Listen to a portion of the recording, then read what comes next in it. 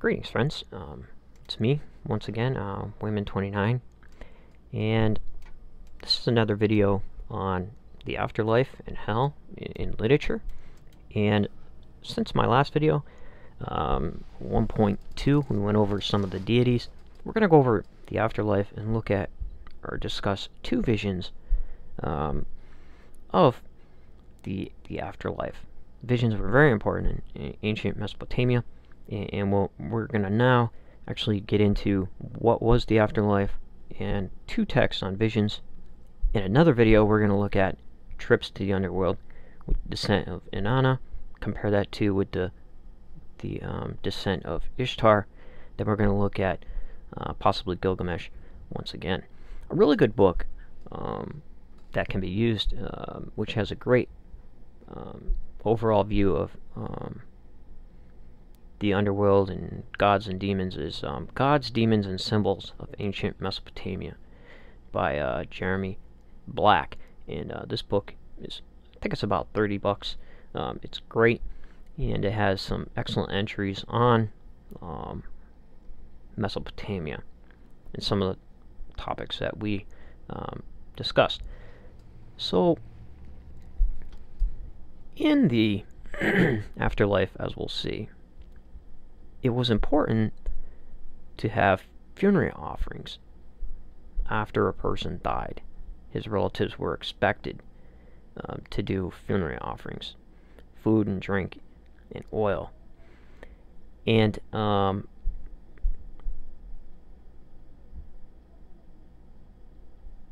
they would make statues. We see in Gilgamesh, he tells Enkidu after he gets the death curse, hey, I'll cry, I'll lament, I'll make a golden statue of you, place you, and I'll pray for you and pray to the gods every day. And these statues could not be moved, and they became the recipient of offerings. It doesn't imply ancestral worship, but if your family members neglected to make the offerings, your spirit would wander. This shows up also in the Greek Odyssey, which is interesting because you have a gentleman who, it's kind of a funny, humorous story. He's drunk, he falls off a house, and he dies. Ulysses doesn't have time to bury him. Goes to the underworld. The spirit's there, and he sees him, and he says, hey, promise me that you'll go back and do funeral rites, or my spirit will wander. So they promise, so they have to go all the way back instead of heading for home and do the burial, and they give him a proper burial. So we'll look at some of that, because the Greek way of doing this is a little bit different than the Mesopotamian way of doing it. Now, the conditions of life in the underworld, which is what we've been trying to get through in all these videos, is the Sumerian dead. They feed on dust, they live in darkness, they feed on scraps, and we'll see that in the vision of the text of the dream of Enkidu. One thing is, who gets out of that? Children, stillborn children. Out of sympathy for parents, said children wouldn't go through such tortures. So we get the same idea today. Limbo, purgatory. So here some people can survive this, but it all depends. So, also another notion is the 15 demons. There's a good essay that I will post in the details section about those demons and their roles. And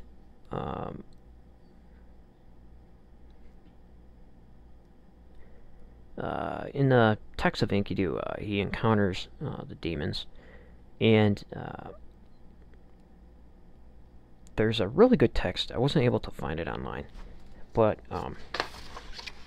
it's a vision of the Netherworld, which talks about this. It's a political document, and it's interesting that politics played a role in religion to persuade people to think a certain way. And this is one of those texts. If you can get a hold of it, a vision of the Netherworld, it may be, I tried doing searches, but Kuma, the vision of Kuma, or a vision of the Netherworld, he goes to the Underworld. He's told by Nergal to follow certain things, and he's sent back. The guy's terrified, and we'll get into that. Also, another thing I forgot is if your body was burned,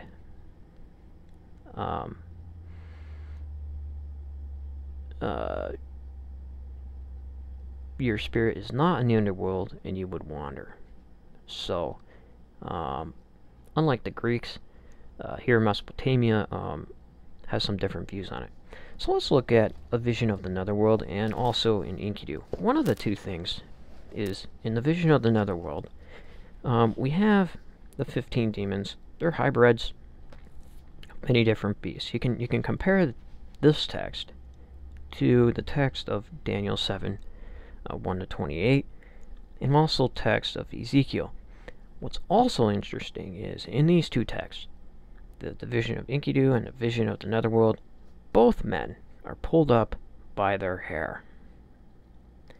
So I want to read a small section of this, a vision of the Netherworld, and show what also shows up in Enkidu, where somebody comes for you, and you're taken up by your hair. This is from a vision of the Netherworld,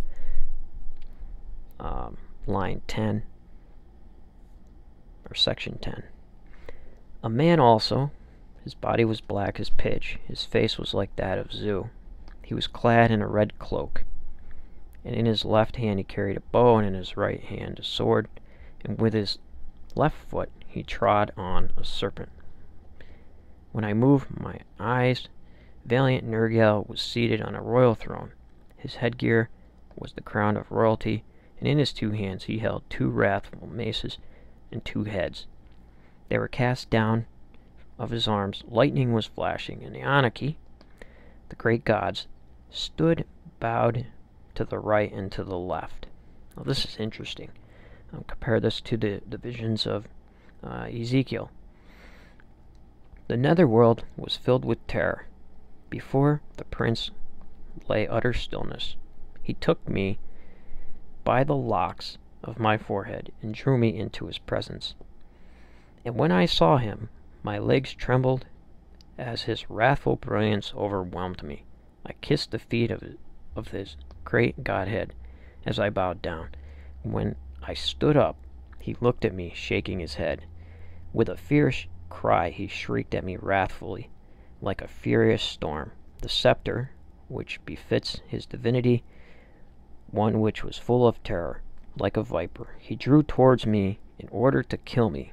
Ishum, his counselor, the intercessor, who spares life, who loves truth, and so forth, spoke up, "Put not the fellow to death, thou doughty ruler of the underworld." So here, Ishum goes to bat for humans in the underworld, and it's interesting that there is an intercessor down there. Judgment takes place down there. Now don't forget that we also compare Nergal to Erra, the god of plagues. So in the epic that I posted in the previous section of Erra and Ishum goes into play here. So we see the Anunnaki again. This would be equivalent to Eloheim in Hebrew culture, and the locks. So let's look now to the the vision of Enkidu and Gilgamesh, and this is going to be in Tablet 7. Listen to what Enkidu says. He spoke everything he felt, saying to his friend, Enkidu speaking to Gilgamesh, "Listen, my friend, to the dream that I had last night." The heavens cried out, and the earth replied. I was standing between them. There appeared a man of dark vestige. His face resembled Anzu. His hands were the paws of lions, his tails the talons of an eagle. He seized me by the hair and overpowered me. I struck him with a blow. He skipped about and like a jump rope. Then he struck me and capsized me like a raft, and trampled on me like a wild bull. He encircled my whole body in a clamp. "Help me, my friend," I cried, "but you did not rescue me. You were afraid and did not." Then he turned me into a dove, so that my arms were feathered like a bird. People in the underworld were seen with feathers for some reason. You see it in archaeology. Seizing me, he led me down to the house of darkness, the dwelling of Urkala, to the house where those who enter do not come out, along the road of no return, to the house where those who dwell do without light, where dirt is their drink, their food is of clay, where, like a bird, they wear garments of feathers.